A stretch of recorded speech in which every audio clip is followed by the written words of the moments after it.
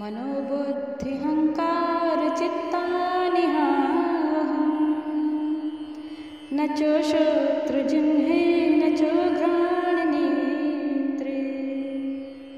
न च व्योमभूमि न तेजो न वायुः चिदानन्दरूपं शिवोऽहं शिवोऽहम् न च प्राणसंज्ञो न वे पञ्चवायुः न वा सप्तधातुं न वा पञ्चकोशो न वाक्पाणिपादो न चोपस्थपायो चिदानन्दरूपं शिवोऽहं शिवोऽहम् न मे द्वेषरागो न मे लोभमोहो मदो नेव मे नेव मातस्य भावः न धर्मो न चार्थो न कामो न मोक्षः चिदानन्दरूपं शिवोऽहं शिवोऽहम्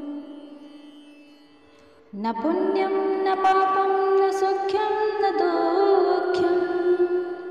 न मन्त्रो न तीर्थो न वेदा न यज्ञः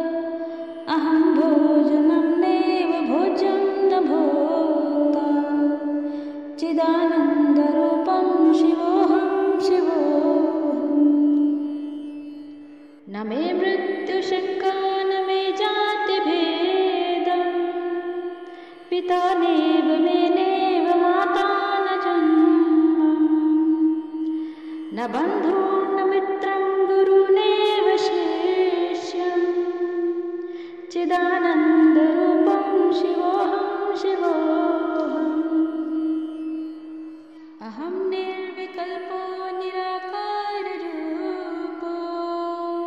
विभूत्वाच सर्वत्र सर्वेन्द्रियाणां न चासङ्कटं नैव मुक्तिर्न मे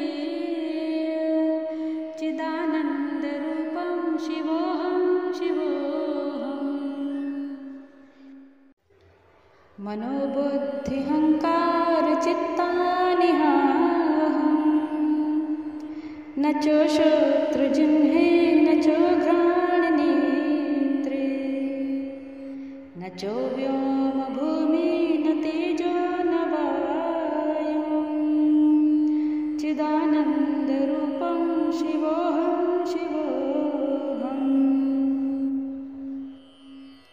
न च प्राणसंज्ञो न वे पञ्चवायुः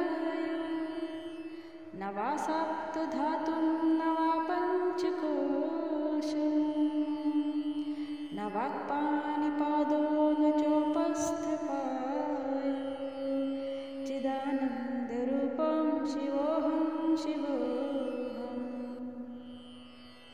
न मे द्वेषरागो न मे लोभमोहो मदो नैव मे नैव मातस्य भावः न धर्मो न चार्थो न कामो न मोक्षः चिदानन्दरूपं शिवोऽहं शिवोऽहम् न पुण्यं न पापं न सौख्यं न दुःखं न मन्त्रो न तीर्थो न वेदा न यज्ञः अहं भोजनं नैव भोज्यं न भोक्ता चिदानन्दरूपं शिवोऽहं शिवोऽहम् न मे मृत्युशङ्का न मे जातिभेदः पिता नैव मे नैव माता न जन्म न बन्धो न मित्रं गुरुनेव शिष्यं चिदानन्दरूपं शिवोऽहं शिवोऽहम् अहं निर्विकल्पो निराकाररूपो विभूत्वाच सर्वत्र सर्वेन्द्रियाणां न चासङ्कटं नैव मुक्तिर्न मे चिदानन्दरूपं शिवो